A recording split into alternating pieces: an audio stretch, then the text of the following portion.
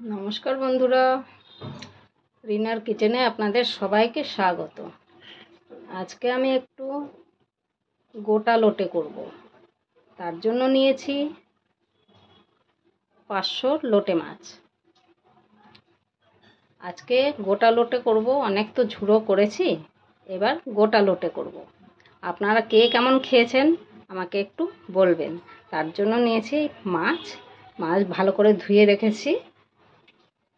মাছ ধোয়া হয়ে গেছে। এইবার নিয়েছি পেঁয়াজ, পেঁয়াজ ভালো করে কুচিয়ে নিয়েছি টমেটোটাও খুব সুন্দর করে ধুয়ে কেটে নিয়েছি। আর এই কাঁচা লঙ্কা নিয়েছি, আর রসুন নিয়েছি, আর একটু নেব আদা। সব নিয়ে আদা রসুন আর লঙ্কা সব পেস্ট করে নেব। টমেটোটাও তার সঙ্গে দিয়ে পেস্ট করে নেব। একটু ধনিয়া পাউডার, এই যে ধনিয়া পাউডার এটা নিয়েছি। আর নেব একটু লঙ্কার গুঁড়ো। আপনারা যে যেরকম ঝাল খান সেরকম দেবেন। এখন আমি একটু ঝাল খাই, তাই একটু ঝাল দিচ্ছি। ঠিক আছে, এরপরে এবার চলে যাব পেস্ট করতে। এখন একটা কড়াই বসিয়েছি গ্যাসে। এইবার কড়াইটার তেলটা বেশ ভালোই গরম হয়ে আসছে। এবার কুচনো পেঁয়াজগুলো দিয়ে দেব।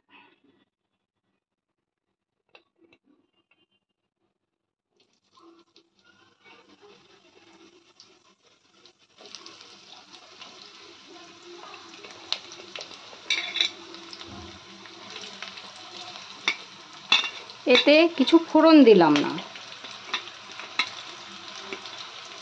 কেন কি এটাও তো অনেকটা মাংসের মতনই হয়। আমি ফোড়ন দিলাম না, আপনারা চাইলে দিতেই পারেন। এবার একটু ভালো করে নেড়ে দেবো।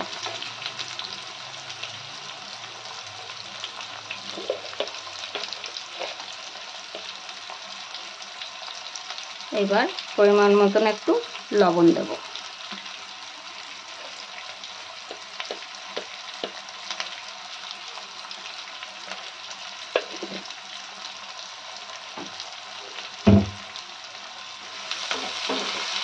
বন্ধুরা, কে কোথা থেকে দেখছেন আমার এই চ্যানেলটা, আপনারা অবশ্যই কমেন্ট করে জানাবেন।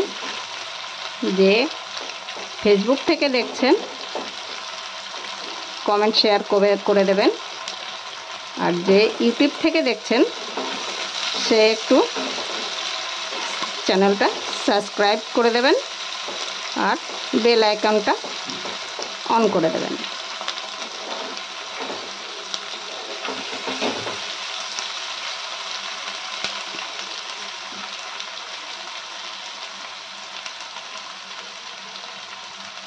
এবারে একটু হলুদ দিয়ে দেব।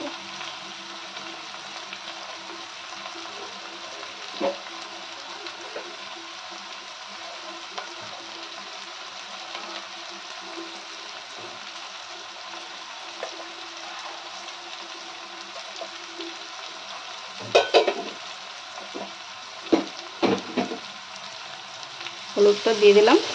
এখন পেঁয়াজটা একটু নরম হয়ে আসবে, কেন কি এতে নুন দিয়েছি।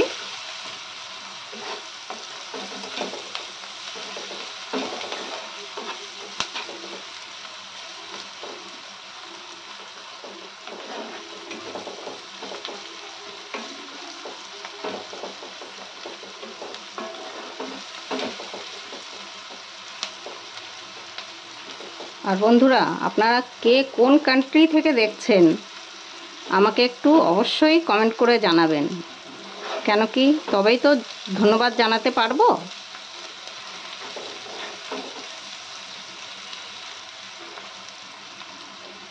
এবারে আমি যে মশলাটা পেস্ট করে রেখেছিলাম সেটা এবারে দিয়ে দেব। আদা রসুন লঙ্কা আর টমেটোর যে পেস্টটা করেছিলাম সেটা।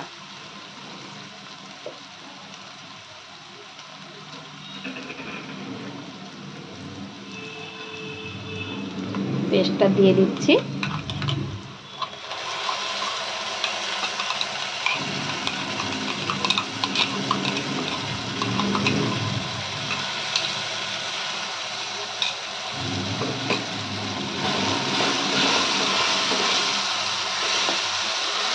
এবার এটা একটু নেড়ে চেড়ে নেব।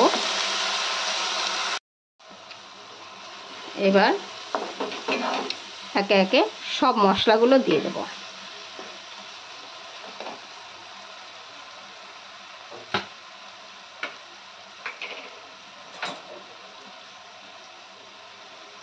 দিচ্ছি ধনিয়া পাউডার,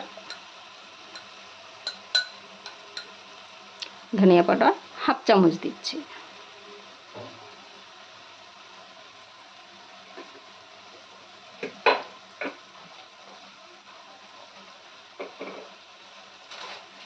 দিচ্ছি অল্প মিট মশলা, হাফ চামচের মতনই দেব।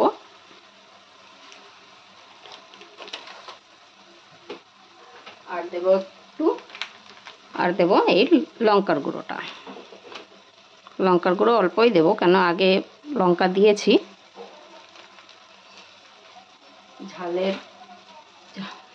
ঝালের পরিমাণটা আপনারা বুঝে শুনে দেবেন, যে যেরকম ঝাল খাবেন সে সেরকম দেবেন।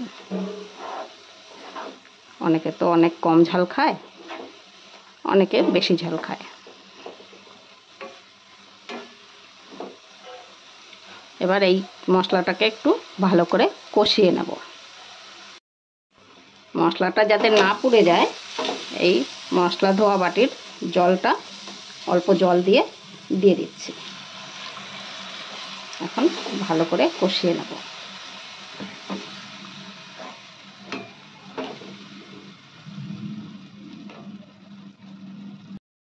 বন্ধুরা, একটু ঢাকা দিয়ে দিয়েছিলাম, এবার ঢাকা তুলে দেখব মশলাটা কত দূর হয়েছে।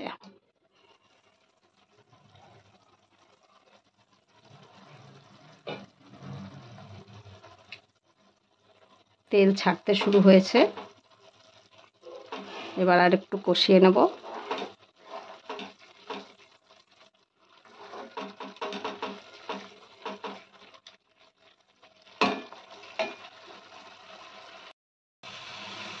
বন্ধুরা, এটা দেখুন কত সুন্দর কষানো হয়ে এসছে। এবার একে একে মাছগুলো দিয়ে দেব। বন্ধুরা, আপনারাও তো বানিয়েছেন। আপনারা কে কেমন বানিয়েছেন আমাকে কমেন্ট করে অবশ্যই জানাবেন।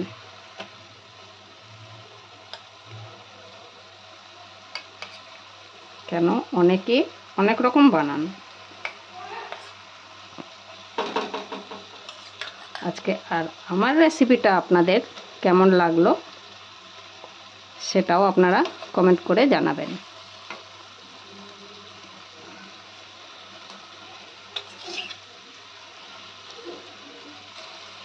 দেখুন, একে একে সব মাছগুলো দিয়ে দিলাম।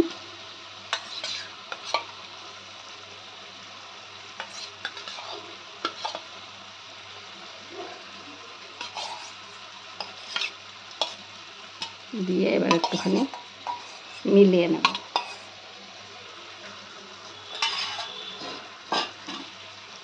এবার একটুখানি নেড়ে চেড়ে হালকা অল্প জল দিয়ে দেব।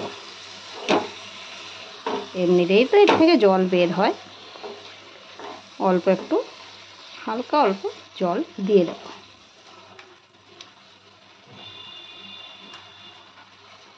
জল দিচ্ছি, একটুখানি জল দিলাম।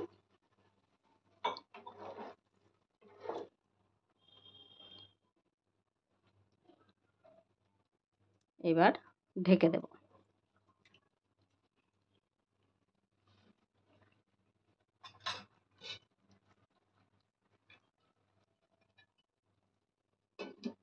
ঢেকে দিয়ে 5 মিনিট পরে আসছি। এবারে ঢাকা খুলে একটু দেখব।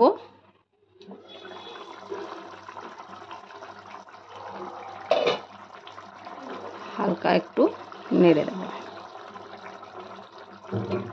নাহলে মাছগুলো ভেঙে যাবে। আস্তে আস্তে নেড়ে দিতে হবে। এই দেখুন একদম সব গোটা গোটাই রয়েছে। খুব সুন্দর একটা সেন্ট এসছে। আবারও 2-3 মিনিটের জন্য আবার একটু ঢেকে দিচ্ছি। এবার ঢাকা খুলে দেখি কত দূর কি হলো। হয়েই এসছে।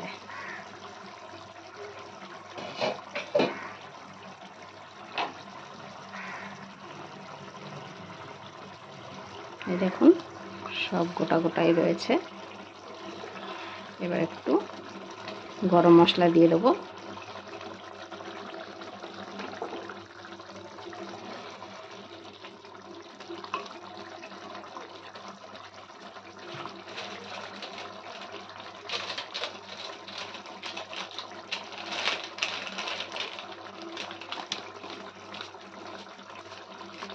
আমার কাছে তো ধনেপাতা নেই, তাই ধনেপাতা আমি দিতে পারলাম না। তবে ধনেপাতা দিলে আর একটু ভালো টেস্ট হতো। আমি একটু গরম মশলা দিয়েই রেখে দিলাম।